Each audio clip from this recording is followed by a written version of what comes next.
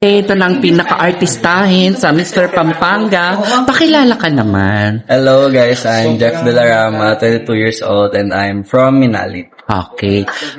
Ano ang dahilan bakit ikaw ang dapat koronahang Mr. Pampanga 2026? Maybe because I'm confident enough to showcase myself and I'm joining for a purpose, not for a crowd. Okay. Kung ikaw ang magiging horado, sino sa tingin mo ang dapat mong ilaglag sa mga candidates? Si Axel na lang po siguro.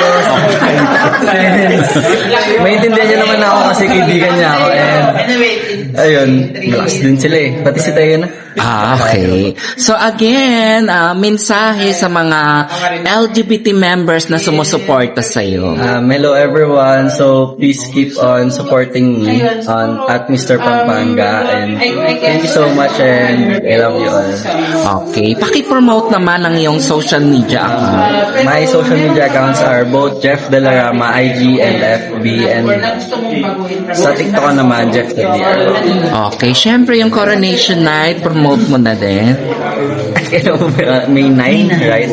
I'm inviting you all to come and watch Mr. Pampanga sa Coronation Night at May 9. Okay. Again, good luck. Thank you so much. Ayun.